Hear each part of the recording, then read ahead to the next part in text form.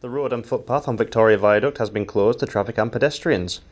We spoke to the council to find out how long this will be the case. Unfortunately, it's to do with Central Plaza. We recently inspected the building and found that all the floors had collapsed and impacted on the brick undercroft, which means that we had, in consultation, we spoke to the County Council about the issue, informed them of the state of the building, and the decision was made to actually shut the road.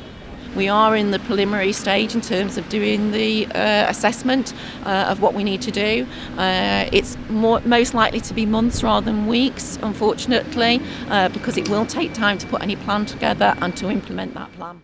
A number of businesses on the viaduct have been made completely inaccessible by the barriers. Naturally, they're very concerned, and what we've done is we've put in place what we did last year, which we've put a team together to help advise businesses to keep the information flowing, so then they know what's going on, and wherever we can, we will help them find alternative premises if necessary.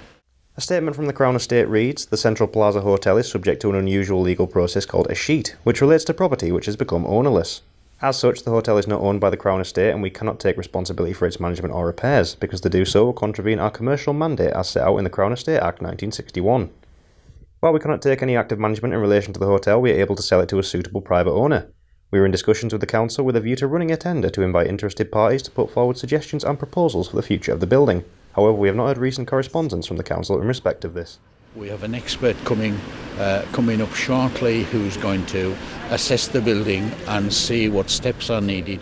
Whatever is needed we will do, and it would be an end to what's been a running sore for the city for many years. A statement from Historic England reads, Central Plaza Hotel Carlisle is an imposing example of the grand hotels built in the late Victorian era. This historic and architectural interest has led to it being listed as Grade 2. The legislation relating to listed buildings allows for emergency works to be undertaken, provided they are the minimum needed to address the problem. We have reminded the council of this responsibility and they have developed a proposal noting this requirement. I feel great sympathy for the businesses who have just had their income switched off overnight, and indeed the public that use it. We hope the road closure will be as short as it possibly can be.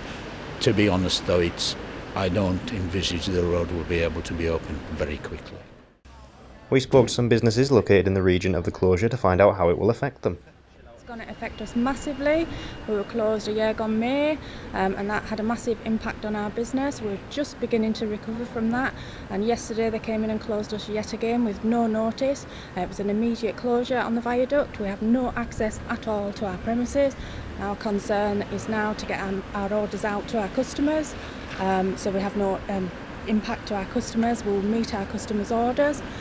We're asking the City Council currently now if they'll help us relocate to premises where we can trade from.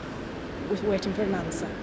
It's going to affect us tremendously. Last year when it was closed for 6 weeks, we lost £350 a day roughly between our shop here, the roastery and the small cafe and the Bank Street, and if we stand to lose that again, then we're seriously having to consider whether we may have to reduce staff hours, maybe even lay staff off, and with the two busiest months of the year coming up, November and December, we could lose a lot more than that. Well, we think it affects the whole of the city, because you don't get the people parking in the upper viaduct and then walking across the bridge, or people coming from Denton home walking across the bridge. They just don't come into the city. The city is very noticeably quieter. The road closure has many interested parties involved, and it remains to be seen what the state of Victoria Viaduct will be going forward to the future. Ciara McFadgen, That's TV.